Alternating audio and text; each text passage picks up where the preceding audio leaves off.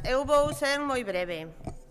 Quero dar as grazas a Susana Pedreira por estar sempre, polo seu activismo. Neste ano tan complicado, a lectura do manifesto ten que ser así. A partir do 8 de marzo estará a cañón en redes do Concello. Sen máis, deixo vos coa protagonista, que é Susana. Bueno, gracias por confiar en min para poñer palabras ao manifesto deste ano.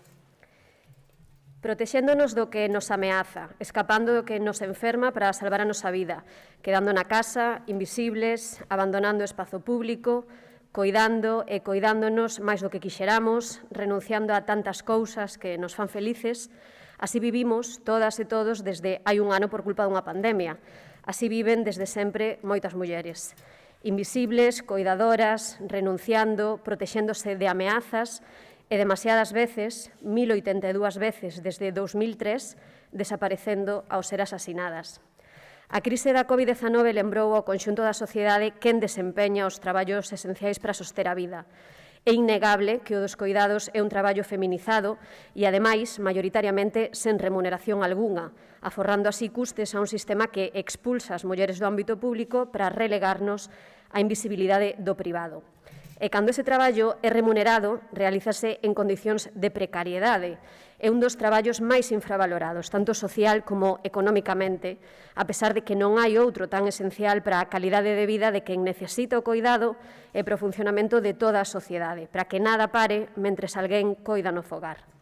O feminismo pide coidar a quen coida, pide corresponsabilidade nese fogar, para que teñamos as mesmas oportunidades fora del. Asumir de forma maioritaria as responsabilidades de coidado aboca as mulleres a empregos máis precarios, peor remunerados e peor valorados. En 2018 demos un paso adiante. Aquela folga que poñía o foco nos coidados e aquelas manifestacións multitudinarias aquí en Pontevedra, pero en toda Galicia, no Estado e no resto do mundo foron un punto de inflexión. Aquel 8M de hai 3 anos foi a imaxe do cambio, foi a foto viral que ensinou ao mundo a nosa decisión de pasar da indignación á acción. Non esquezamos aquela forza do 2018. Somos as mesmas, seguimos aquí e cremos no feminismo para cambiar o mundo. Porque o feminismo é a cura, e ademais é unha cura ambiciosa e solidaria que busca mellorar o mundo non só para quen padece a desigualdade inxusta, senón tamén para todos os que o habitan. Mesmo para os negacionistas, mesmo para eses que malgastan enerxías querendo desfacer a lei de violencia de xénero hai pouco máis dunha semana no Congreso, falando alí dunha suposta ditadura do pensamento único ou das supostas mentiras do feminismo. Falacias que se desmontan poñendo nomes e apelidos ás 1082 mulleres asasinadas pola auténtica ditadura, a machista e patriarcal.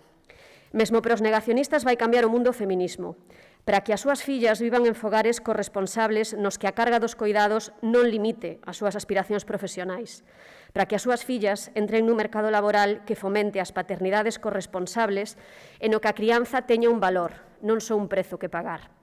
O feminismo cambiará o mundo para que os seus fillos teñan referentes femininos en todos os ámbitos e referentes masculinos mellores ca eles. E para que os seus fillos e fillas se sintan libres de ser o que queiran ser, amar a quen queiran amar e formar o tipo de familia que os faga felices nunha sociedade orgullosa da diversidade. Farémolo, as feministas cambiaremos o mundo, seguiremos a cambiar o mundo, podemos facelo porque antes outras xa o cambiaron para nós. Eu estou hoxe lendo este manifesto vestida cun pantalón grazas ao feminismo. Licenciámonos e graduámonos na universidade grazas ao feminismo. Exercemos o dereito ao voto grazas ás feministas. Temos control sobre a nosa fertilidade e decidimos ser ou non ser nais grazas ás feministas. Pedimos préstamos ao noso nome, posuímos propiedades ou testificamos na nosa propia defensa grazas ao feminismo. E podemos denunciar a un acosador, violador, maltratador e que sexa xulgado porque o que fai con nós e cos nosos corpos é un delito grazas ao feminismo. Se alguén cree que con todas estas evidencias, sabendo que o feminismo cambiou o mundo, imos parar de cambiálo, neste 8M volvemos dicir alto e claro que non imos parar, non imos dar ningún só paso atrás. Imos seguir sinalando a precariedade laboral para as mulleres, agravada neste último ano co teletraballo, os ERTES e os despedimentos. Sinalaremos a fenda salarial, que se sitúa actualmente nun 21,4%. Sinalaremos o cárcere dos coidados, os teitos de cristal que se volven de cemento armado aínda en moitos sectores. A violencia que sí, que por suposto, ten xénero. Imos seguir reivindicando a nosa axenda feminista, a presenza igualitaria en todos os ámbitos. Queremos acadar o 50% do poder, a visibilización das achegas das mulleres, a educación en igualdade como eixo transversal. Imos seguir sinalando o que ten que cambiar, o que imos cambiar.